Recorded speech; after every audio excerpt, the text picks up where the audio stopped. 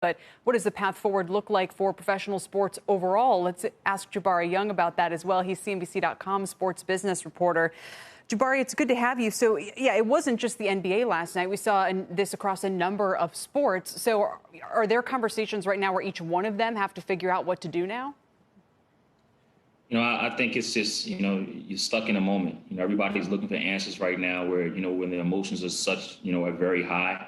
Not only throughout sports, but throughout the country. And you're not going to find too many that are united. You're going to, in the NBA, for instance, you have 450 players.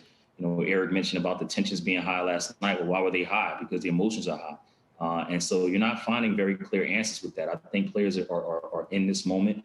The leagues are joining them, owners, sponsors, and I think everybody is trying to just navigate what the future looks like. We obviously know nobody likes the future to look like what the current president is. Nobody wants to talk about, leagues protesting and protesting because of police brutality and protesting because, Black communities continue to be victimized by social and economic problems for over 400 years.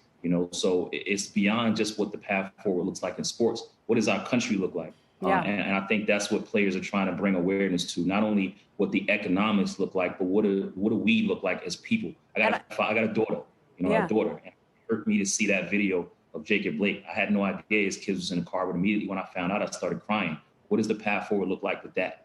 Yeah, no, I thought about that, too. Can you imagine, your kids are in the car? I was going to ask because according to The Athletic, they say that players want to find, or the NBA wants to find, maybe both, want to find new and improved ways to make social justice statements. They already have Black Lives Matter on the courts. They have their different kind of causes on the back of the jerseys. So it's interesting, Jabari, because it seems like they have used a lot of the available real estate for this already. What more might they do? Or is there also a degree to which here the players just don't want to be in that bubble playing basketball? Are their hearts just elsewhere? I mean, do you think it's definitely, a done deal that the season moves forward?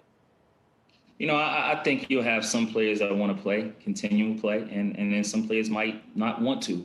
Listen, Dwight Howard and Kyrie Irving were adamant about this before the bubble started.